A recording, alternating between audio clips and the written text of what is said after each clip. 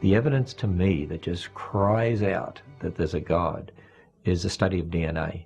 DNA is a very powerful, massive information storage system. In fact, DNA that makes up our genes actually is like books of information that's read by a language system. It's absolutely phenomenal. And scientists know today that languages, a code, only come from an intelligence, and information only comes from information. Nobody's ever seen matter by itself give rise to a code. Nobody's ever seen matter by itself give rise to information. And as you look at DNA, it actually cries out, meaning God created the universe. We all begin as a single cell the size of a period at the end of a sentence.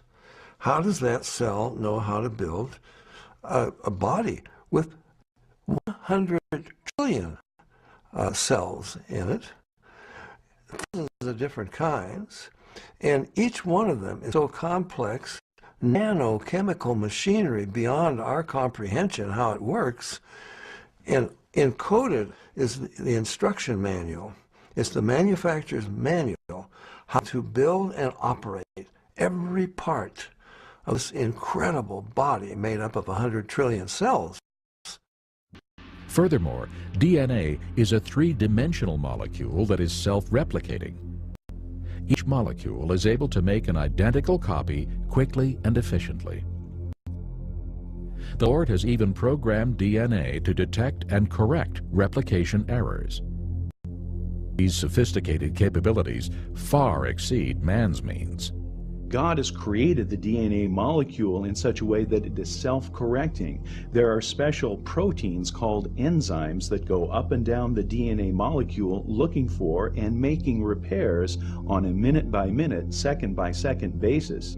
God created us with a DNA code that actually has what we call editase or editorial type enzymes. Just as an editor reads a newspaper or a book looking for mistakes, so God has created special enzymes that go up and down our DNA molecule, repairing the mistakes in ways that are unbelievably complex. Our DNA has information in it, and there is a whole field of scientific study called information science, which studies how information originates, how it's transmitted, and so on. And one of the laws of information science says that information never originates by itself in matter, never spontaneously comes about. Anytime we trace the copying of information back to its source, it always comes back to a mind. And since we have creative information in DNA, that tells me that DNA comes from intelligence. It's not something that could possibly come about through millions of years of mutations and natural selection. Okay, so 1, 1, 2, 3, 5, that's the beginning of the Fibonacci sequence. Next number in the sequence, what do you think? How about 8? The number after that, 13. The number after that, 21. So if you're getting those right along with me, then you've recognized the pattern that I wrote with the first few numbers in the Fibonacci sequence, which is this. It starts with a 1, the next number is a 1, then after that, to get the next number, you'll always add the two numbers that came before that. So 1 and 1 is 2, 1 and 2 is 3, 2 and 3 is 5, 3 and 5 is 8, so on and so forth. So that's recognizing the pattern that exists in the Fibonacci sequence. So it turns out that this sequence of numbers has all kinds of applications. It describes all kinds of things in the world that we see around us. There's a conspiracy to hide this information that DNA is a Fibonacci, is an exemplification of this number called, or entity ratio sequence called the golden ratio, the ratio that proves the existence of intelligent design, or the reality of intelligent design of the cosmos. I mean, if you go to the golden ratio site for Wikipedia too on the same theme, they don't mention any of this stuff in nature that we're going to talk about here, that we talked about in the show 2 days ago, and that we're talking about here. They talk about how it's found in architecture and math and all this kind of stuff. They don't discuss it how it's found in the measurements of the human arm. Why not? It's just, I mean, well, I think I'm making, that's the point here. I think that just made sense to me, thinking this through as I say it to you. It has to be a conspiracy. How could all this be overlooked, and how could Wikipedia leave it out? It can't be. There has to be somehow that big money has pushed their influence somehow, and they've had a drive to keep this covered up or something.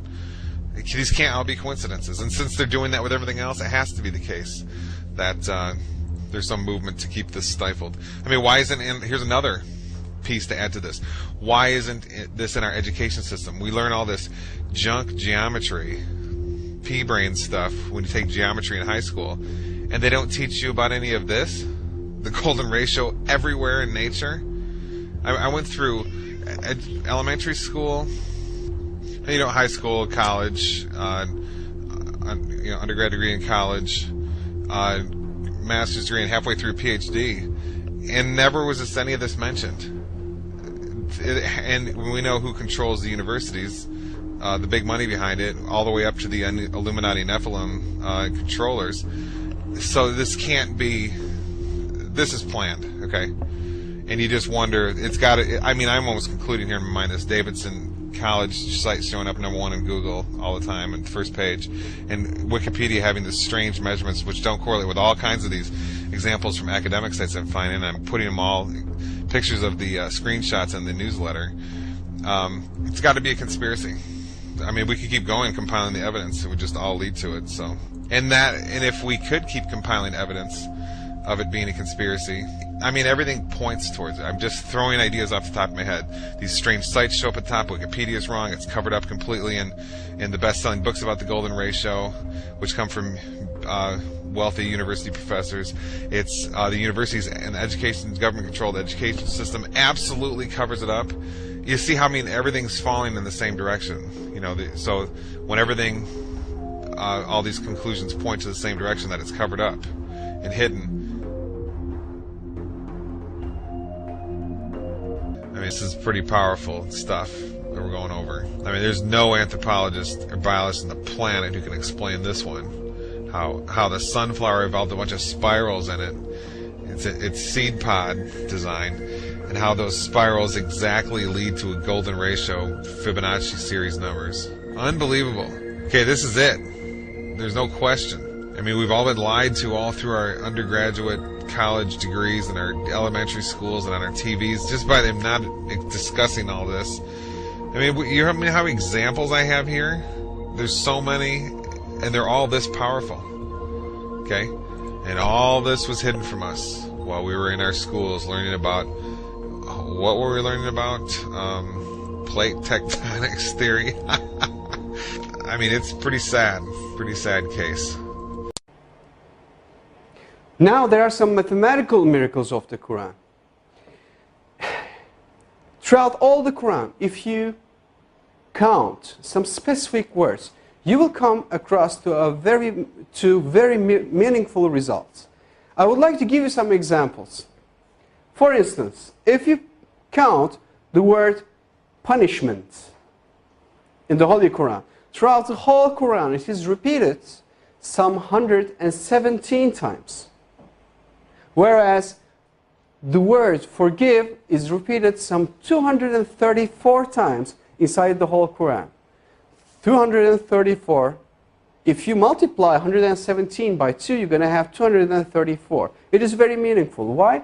Because Quranic morality, Allah recommends, Allah orders believers, Allah orders Muslims to forgive rather than punishing. It is very meaningful. Moreover, Allah orders to our Prophet, say. It is repeated some 332 times. And the response, they said, it is again equally repeated some 332 times. The words world and hereafter, they are repeated 115 times equally. Devil and angel, those two words are equally repeated some 88 times. Now, heaven and hell, those two words are equally repeated 77 times. Zakah is an Arabic word. Its translation is donation. The financial donation that a Muslim is supposed to give to poor.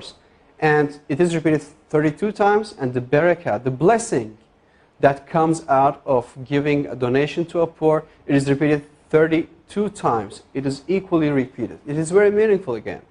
Now, summer hot and winter cold. those words are equally repeated 5 times.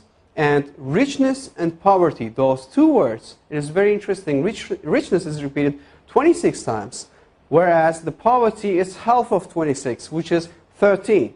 And woman and man, those are repeated equally 23 times. Well, do you know any idea what those numbers represents?